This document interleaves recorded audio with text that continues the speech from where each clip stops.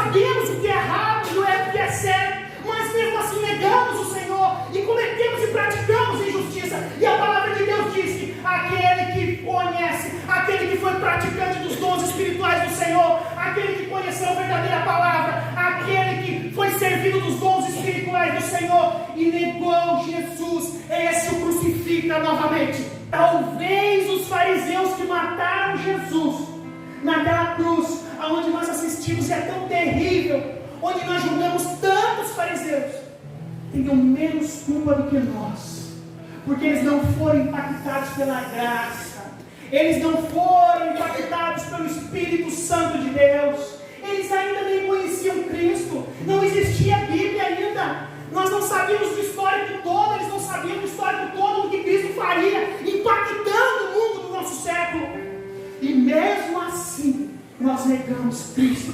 muitas vezes na nossa vida, e nós crucificamos Jesus novamente, e nós cuspimos o Senhor novamente, e nós rasgamos as suas vestes novamente, e nós furamos lá no seu corpo novamente. No mundo nós temos algumas coincidências. Com Deus não existe coincidências.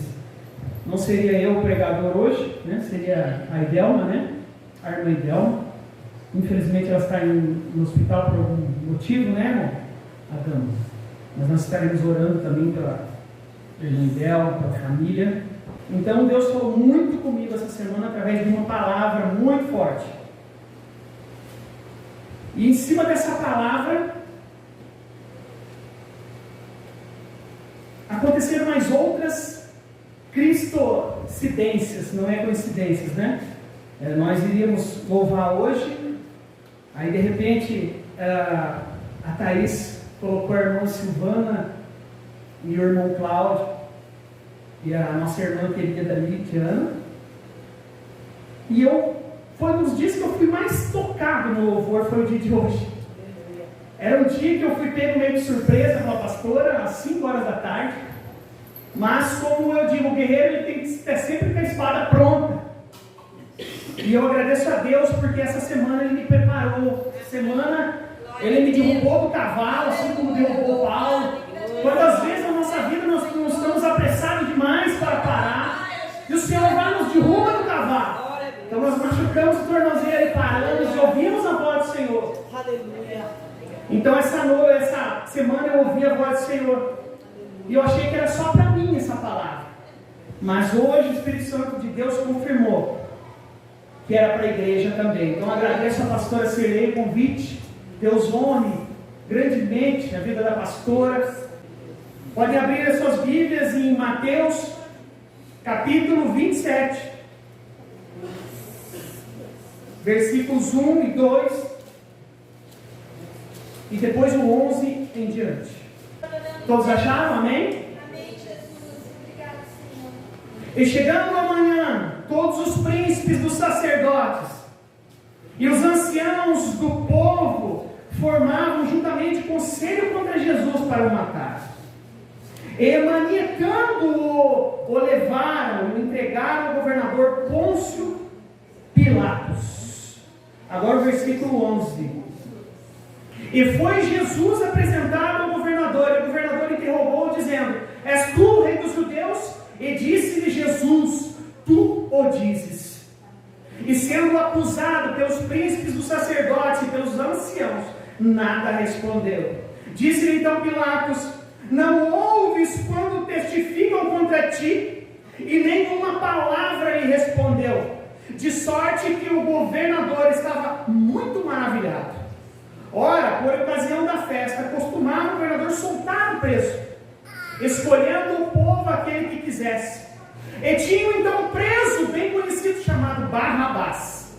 Portanto, estando eles reunidos, disse-lhe Pilatos: Qual quereis que vos solte? Barrabás ou Jesus, chamado Cristo? Porque sabia que por inveja o haviam entregado. Estando ele assentado no tribunal, sua mulher mandou-lhe dizer, a mulher de Barrabás, a mulher de Pilatos: Não entres na questão desse justo, porque num sonho muito sofri por causa dele. Mas os príncipes dos sacerdotes e os anciões persuadiram a multidão que pedisse Barrabás e matassem Jesus. E respondendo o governador, disse-lhes: qual desses dois tereis vós? Que eu solte. E eles disseram: Barrabás. Disse-lhe Pilatos: que farei então? De Jesus chamado Cristo, disseram-lhe todos: seja crucificado. Eu vou repetir o versículo 22, que é o tema da minha pregação. Disse-lhe Pilatos: que farei então de Jesus chamado Cristo? Disseram-lhe todos: seja crucificado. Amém? Amém. Podeis assentar. Essa palavra me confrontou muito essa semana. E essa palavra vai confrontar a tua vida nessa semana.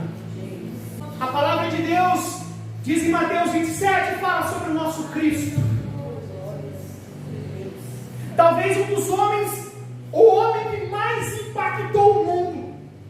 Algum filósofo, não me recordo o nome, falou: no nosso século, quem dera aparecesse um homem simples no meio do povo, que impactasse pelo menos 10% do que o Cristo, um homem simples e carpinteiro, impactou o mundo. Simplesmente isso deveria bastar para nós entendermos que ele era o Filho de Deus.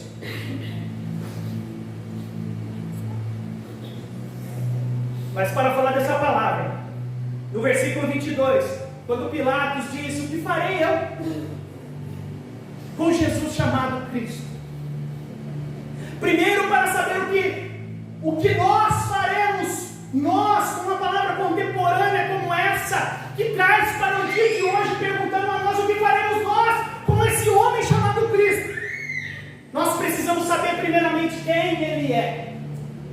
Nós precisamos iniciar do princípio.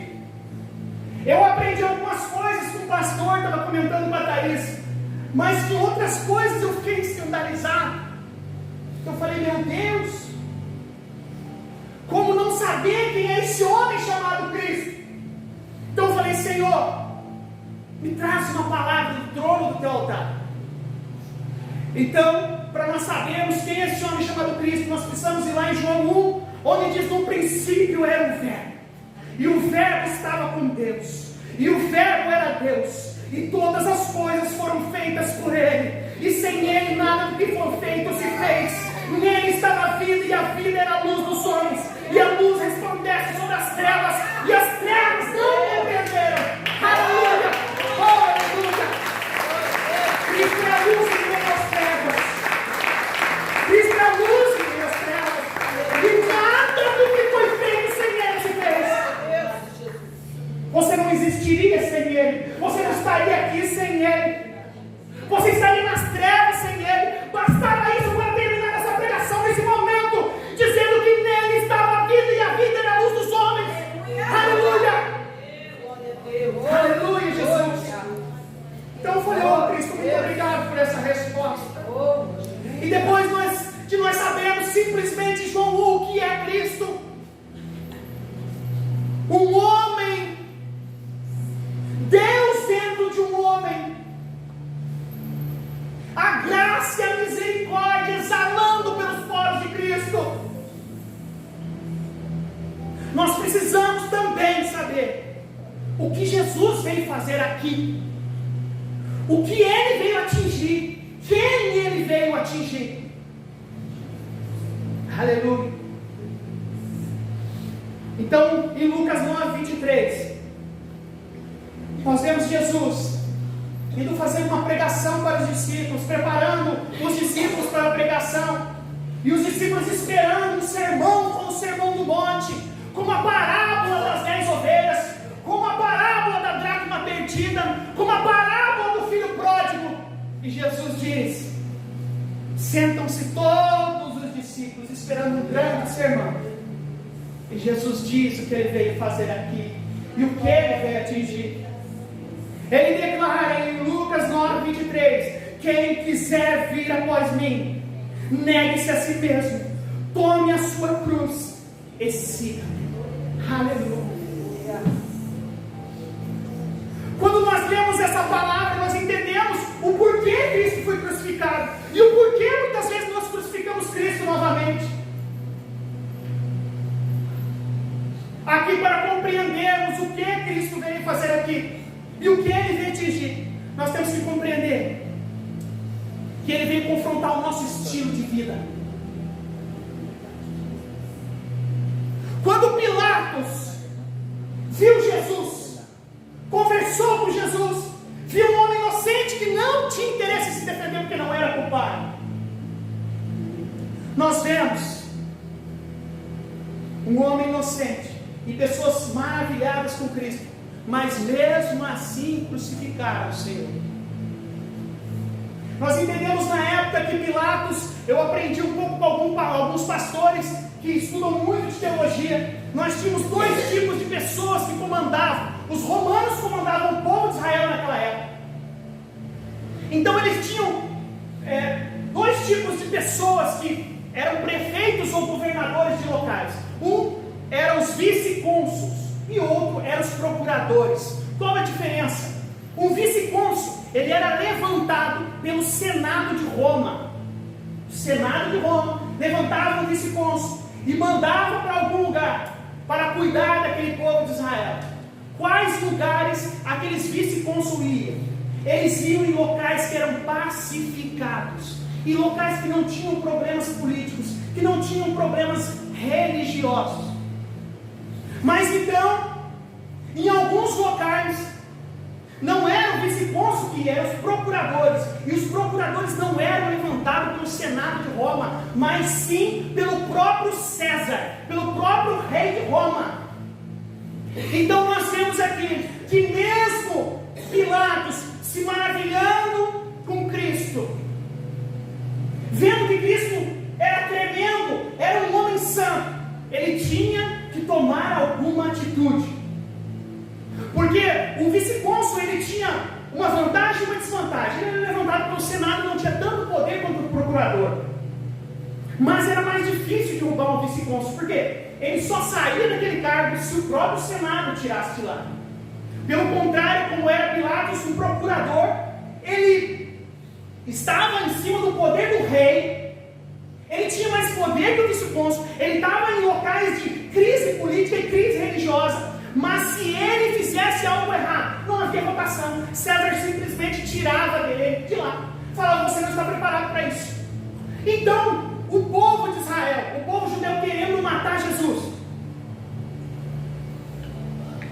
eles inventaram que Jesus queria derrubar César, que Jesus queria ser rei do povo de Israel, rei terreno do povo de Israel. Então Pilatos se preocupa e vê que ele tem que tomar uma atitude, ele tem que fazer alguma coisa. Então ele pergunta para o Senhor, dizem que você quer ser o rei de Israel. Ele fala, se eu fosse o rei desse povo terreno, eles lutariam por mim. Mas o meu reino não é aqui, o meu reino é no céu. Então quando Cristo chegou, entregou a sua palavra, a palavra de Deus diz que muitos aceitaram a sua palavra, mas mesmo assim aqueles que aceitaram pediram para o crucificar. Por quê? Tinham duas situações. A primeira, política, que Pilatos tinha que fazer algo, e a segunda era moral, era ética. Por quê? Quando Cristo veio para essa terra, ele veio para confrontar as pessoas. Quando ele confrontou as pessoas com a sua palavra de amor, mas sua palavra também de repreensão, a sua palavra de arrependimento dos pecados, os fariseus entenderam que eles eram pecadores, eles entenderam que eles eram podres por dentro, então eles tinham que tomar alguma atitude. Quando você é confrontado com o seu estilo de vida, ou você muda o seu estilo de vida, ou você deixa de seguir a teologia que você segue. Não tem como você ficar como evangélico sem ser cristão. Não tem como você ficar em um estilo de vida pecaminoso servindo a Cristo. Então, os fariseus, ou eles aceitavam a podridão do coração deles, se arrependiam dos seus pecados e aceitavam a unicidade de Cristo, a exclusividade de Cristo sobre a palavra, ou eles crucificavam Jesus. Então quando Pilatos pergunta, o que vocês querem fazer com esse homem chamado Cristo? Eles dizem, crucificam. E aqui a palavra diz que Pilatos perguntou, mas qual é o motivo que vocês querem crucificar? Eles não tinham motivo. A palavra de Deus diz que eles continuaram a gritar, crucificam, crucificam. Nossa ética sustenta nosso estilo de vida e vice-versa. Se você tem um estilo de vida, a tua ética vai sustentar o teu estilo de vida. Se a tua ética é contrária ao teu estilo de vida, você converge com você mesmo, você é um insensato. Você fala do que você não vive, você prega do que você não vive. E essa é a maior dificuldade das pessoas de aceitarem Cristo. Ou eu mudo a minha vida, ou eu mudo o que eu creio. Cristo veio nos confrontar, meu irmão. Cristo não veio simplesmente para ser adorado. Cristo ele veio confrontar o nosso modo pecador de viver. Quantas vezes eu conhecia Cristo, conhecia a palavra, e eu pecava, e eu ia para o mundo, e eu me sentia um lixo, e eu vinha dentro do carro, e eu chorava dentro do meu carro. Eu falava, Senhor, tem misericórdia de mim. E ali mesmo na lama do pecado, o Espírito Santo falava dentro do meu coração, me constrangia. O Espírito Santo com seu amor me constrangia, falando, filho, eu te amo. Você é pecador, mas eu te amo. Eu quero uma mudança no teu estilo de vida. A segunda coisa é que ele veio atingir as trevas. Quando a palavra diz que ele é a luz no meio dos homens,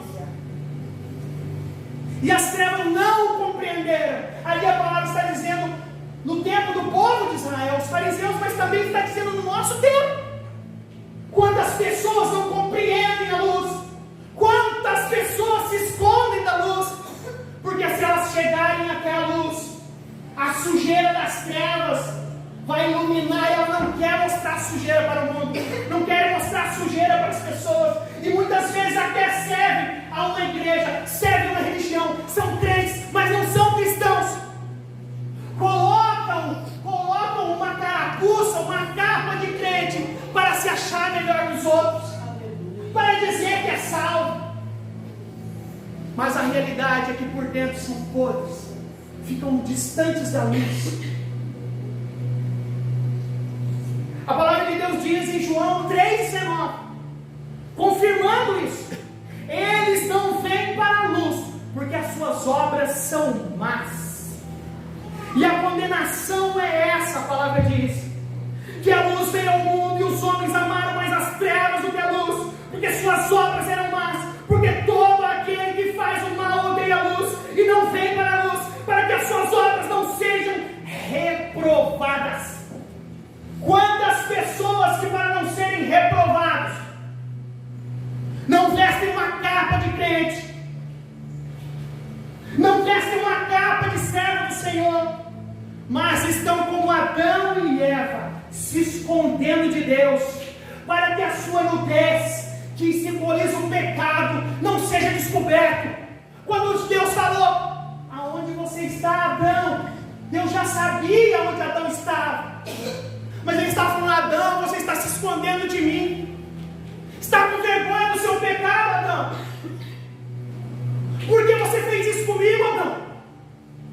E essa semana o Espírito Santo de Deus confrontou com a minha vida, tremendamente, falando, filho, até quando, filho? Você vai vir e voltar como as ondas do mar. Até quando? Você vai às vezes estar louvando o meu nome e outras vezes eu chego e tu está escondido atrás da árvore como Adão. Senhor, eu estou com vergonha de ti, Senhor. E a palavra de Deus diz que Deus, mesmo decepcionado com Adão e Eva, foi lá, tirou a pele de um animal e cobriu as vergonhas de Adão e Eva. Essa palavra também remete fortemente ao Cordeiro de Deus, que tira o pecado do mundo. Teve um homem que teve que morrer por nós, para nos cobrir da nossa vergonha, da nossa nudez, do nosso pecado. Um homem inocente morreu na cruz do Calvário, para dizer, meu filho,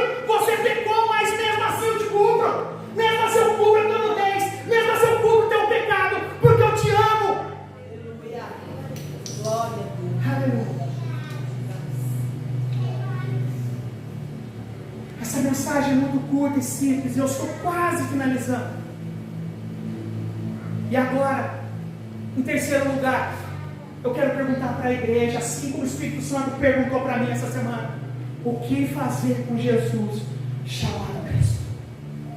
Aleluia. O Espírito Santo falou para mim quatro coisas.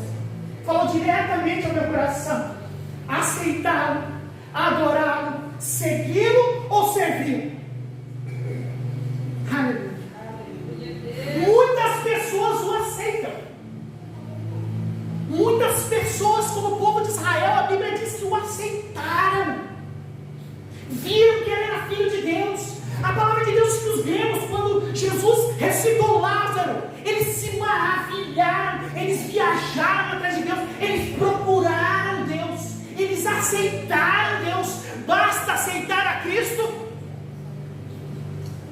Quantas pessoas aceitaram a Cristo, mas o seu estilo de vida não permitiu que ele continuasse próximo de Cristo, por causa das trevas, por causa da luz de Cristo, porque as trevas incomodavam, o seu pecado e a sua nudez incomodava a luz de Cristo, incomodou e ele fugiu de Cristo.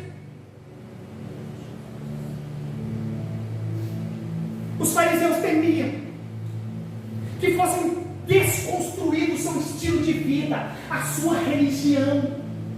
Eles queriam servir ao Senhor apenas como um ídolo. A realidade é que o apóstolo Paulo diz que a verdade não é negada pelo erro, mas pela injustiça.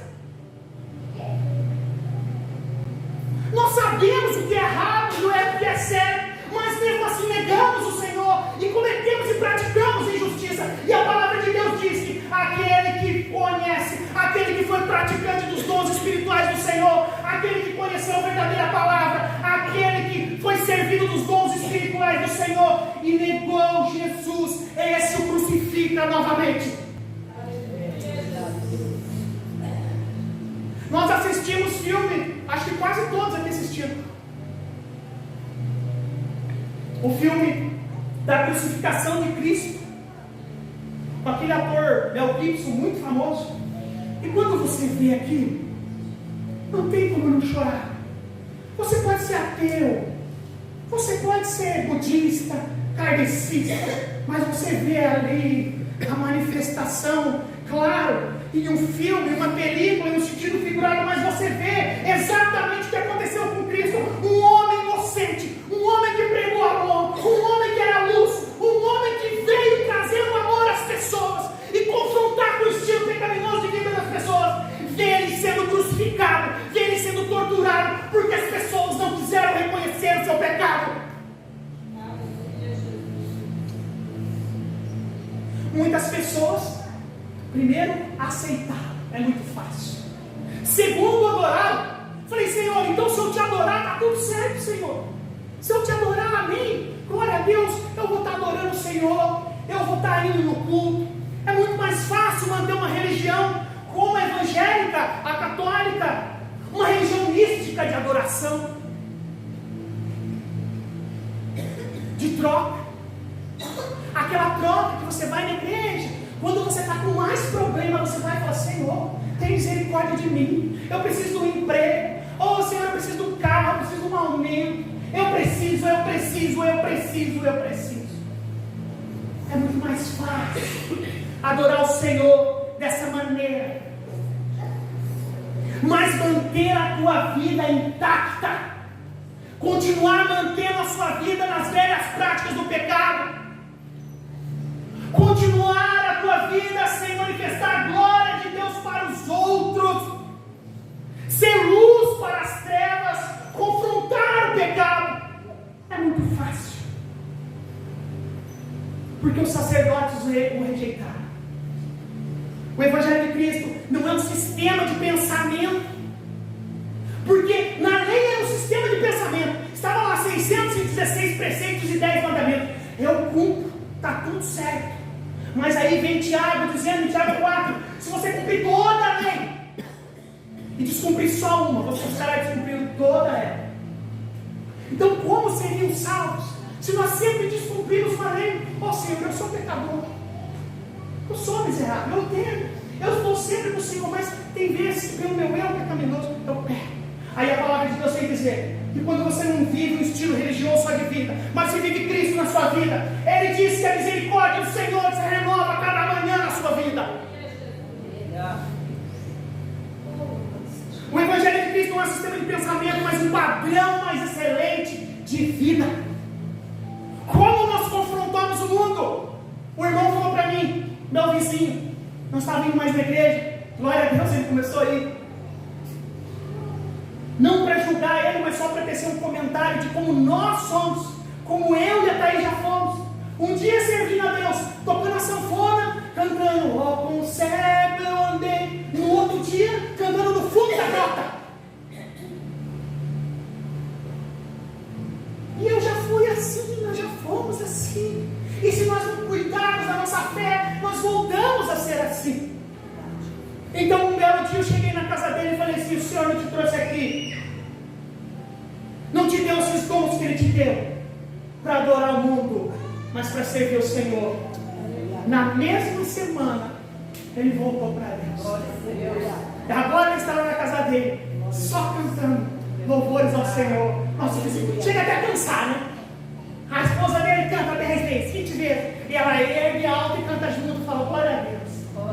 Aleluia. Deus é poderoso para mudar o nosso estilo de vida.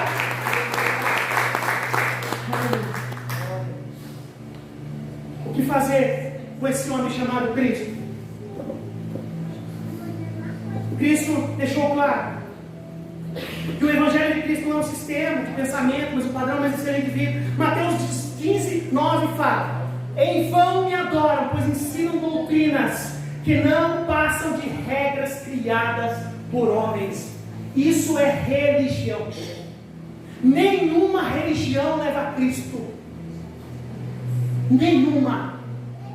Cristo é um estilo de vida. Ou você é cristão, ou você está no inferno.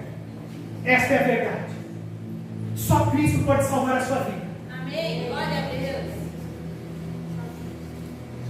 Terceiro, segui-lo. Essa foi a terceira coisa, a penúltima que o Espírito Santo de Deus falou comigo. Será que se eu segui-lo está tudo bem? Poxa vida, aceitá-lo não basta, adorá-lo não basta, senão estaremos adorando e transformando Jesus em mais um ídolo. Será que se eu segui-lo basta? Ou será que se eu aceitá-lo, adorá-lo e segui-lo basta? A Bíblia diz, porque qualquer um que quiser salvar a sua vida, perderá, mas qualquer que por amor de mim perder a sua vida, a salvará. Aqui essa palavra responde claramente que não basta seguir. Não basta seguir. E a palavra vem completar em João 12 dizendo o seguinte: se alguém me serve, me siga. Ela não fala que se alguém me siga, me serve. Ela fala, se alguém me serve, me siga. Primeiro você me serve, depois você me serve. Glória a Deus. Se alguém me servir, e a palavra de Deus diz em João 12, se alguém me serve, me siga. Ali estará também meu servo. E se alguém me servir, meu Pai o honrará. Muitas pessoas servem ao Senhor, e ele vem na igreja, e tem uma história que o pastor Eliseu Rodrigues pregou, que eu guardei, do Spurgeon. Quem não sabe é um príncipe dos pregadores,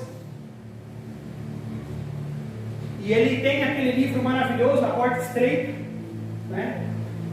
E Spurgeon estava explicando que tem pessoas que servem o Senhor, que até servem o Senhor, mas que ele é mimizento. Ele é aquele que vem na igreja, pede uma oportunidade. Spurgeon conta uma história em um dos seus livros, dizendo que uma irmã mandou um bilhetinho para ele pregando: pastor, quero cantar um hino para Jesus.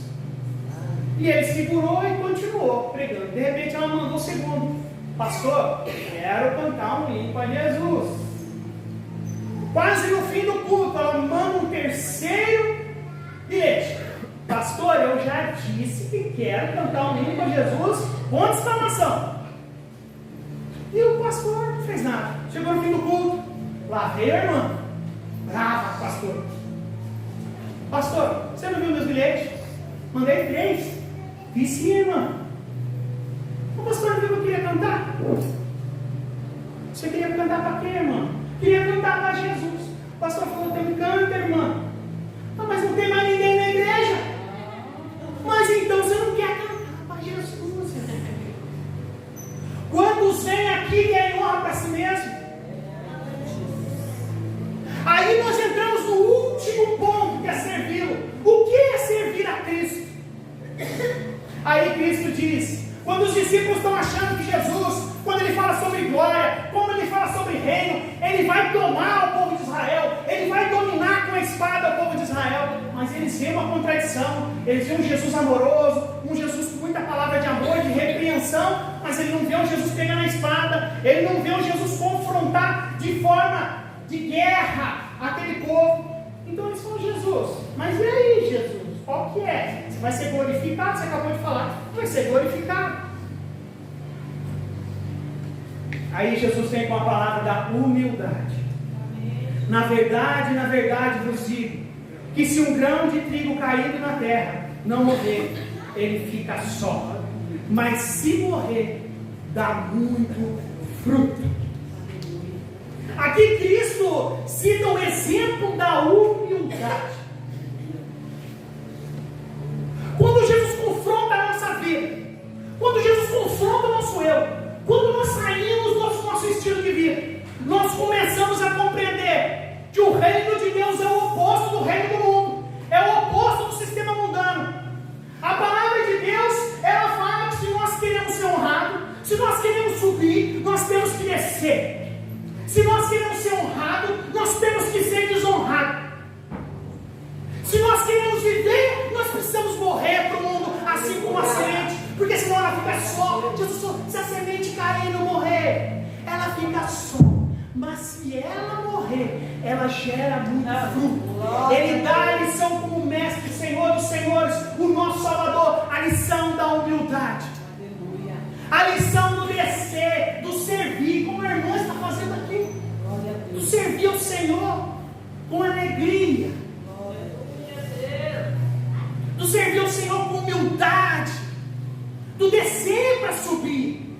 Muitos não entendem aquela palavra de Deus que diz que sobre a visão do homem que estava, o profeta que estava entrando no rio, e de repente os meus pés estavam na água, e de repente a água estava sobre os artelhos, e de repente a água estava pelos joelhos, e de repente a água estava sobre meus ombros, e de repente a água era profunda demais, a qual eu não podia mais controlar. Aqui não fala sobre água subir, aqui fala sobre o profeta descer, aqui fala sobre nós humilhados perante a grande mão do Senhor Jesus, para ser humilhado, humildade, para iluminarmos a luz de Cristo diante das trevas.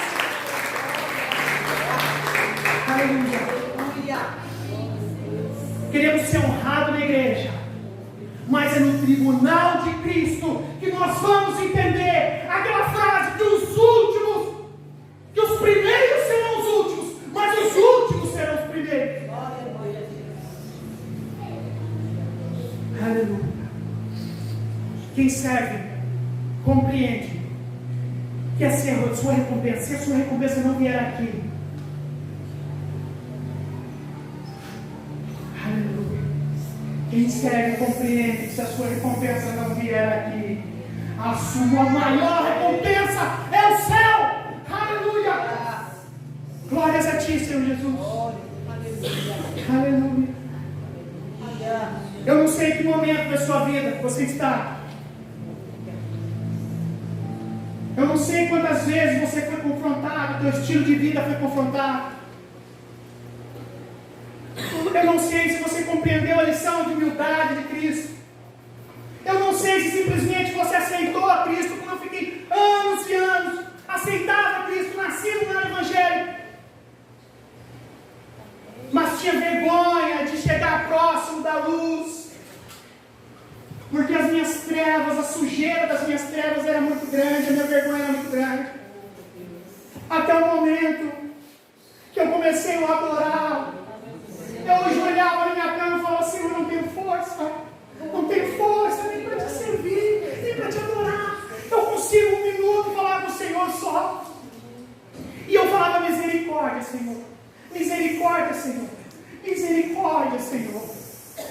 Adoração também é se humilhar, é enxergar o seu lado mais sujo, é compreender que não existe alguém que mereça o reino de Deus sem a graça, sem a misericórdia, sem a cruz, sem ser confrontado, sem ser impactado, com uma vida intacta, sem ser impactado pela cruz de Cristo.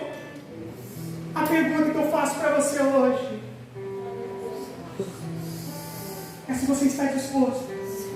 Não sei se você já é crente, mas quem sabe alguma dessas etapas precisam ser completadas na sua vida. Aqui quase todos já são crentes, eu sei. Mas essa semana o Espírito Santo de Deus precisou impactar a minha vida. O Espírito Santo teve que mais uma vez falar comigo. Filho, você deixa eu falar contigo? Eu falei, claro, Senhor, eis-me aqui.